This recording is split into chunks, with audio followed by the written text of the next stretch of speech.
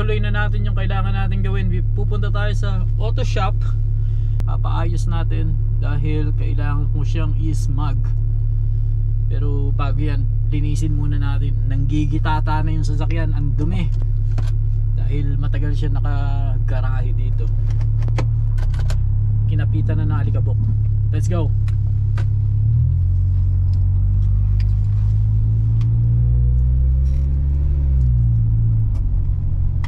Dito na tayo sa car wash.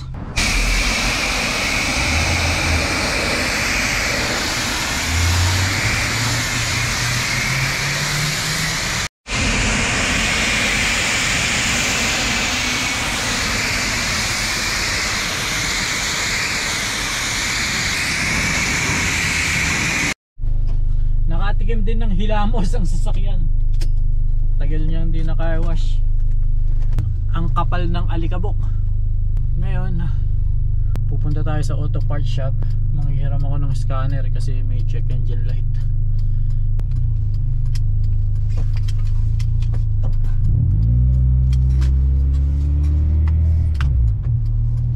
Thank you. Nanghiram tayo ng scanner dito sa AutoZone. Meron kasi tayong check engine light. So sa pamamagitan nitong diagnostic tool, malalaman natin kung ano yung problema kasi may code itong ibibigay. Tapos doon na tayo magre-rely sa code. Upit natin. Collecting vehicle information.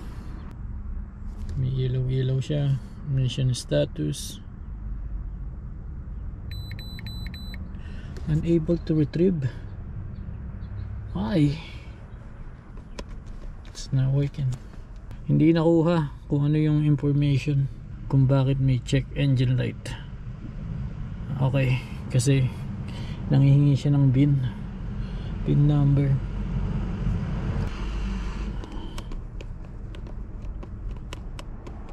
Saan yung X?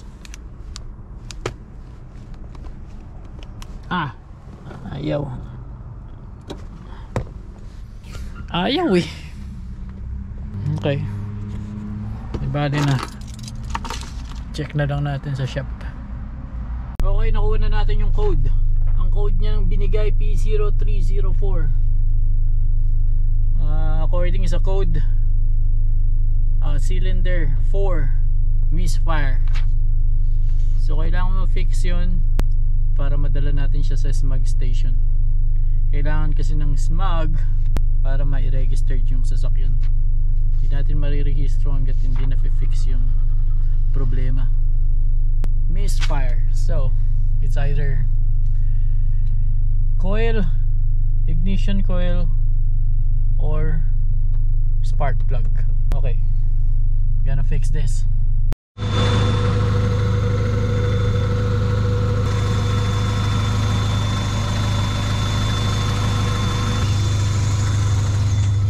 Titignan natin kung magki-kick in yung fan kasi parang may vacuum leak. Hindi gumagana yung fan ko. So dadagdagan natin ng coolant. Ayan yung coolant. Tatanggalin natin yung hangin sa loob. Subukan natin i-run ng 15 minutes. Naka-on yung heater. Lagay ko sa 4. Tapos max. Tignan natin kung magki-kick in. Yun ang problema dito eh. Na napansin ko hindi nagki-kick in yung fan ko pagka nasa stoplight ako. Baka may hangin dito sa cooling system. May air pocket. Tignan natin yung temperature gauge. Temperature gauge normal. Pero meron akong check engine light.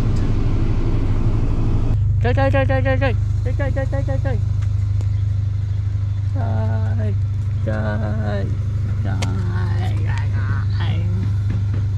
Bagong gupit si Kay. Good boy. Normal pa rin siya. Check engine light. Tingnan natin yung coolant. Coolant natin nabawasan. Tingnan natin kung magbaburp. Hindi pa rin siya nagkikick in. Yung fan yung dead. Nag-i-edit natin sa max. Init oh. gumagana yung heater. Pero yung fan, radiator fan ko hindi gumagana. Hindi natin napaikot yung fan kahit binarp ko na yung radiator. Kasi pagka nag-stop ako ng matagal, lalo na sa mga stoplight or traffic, dapat magki-kick in yung fan. Ngayon ayaw mag-kick in. Pag hindi siya nag-kick in, mag-overheat. So yun ang problema. Walang problema dun sa fan kasi pag tinurn on ko yung AC, may ikot siya. So siguro yung pressure na nanggagaling sa cooling system mahina, ewan ko. Kailangan dalhin na natin sa shop para ma-check na din yung misfire. Pero wala akong time ngayon na dalhin to sa shop dahil susunduin pa natin ang ating anak.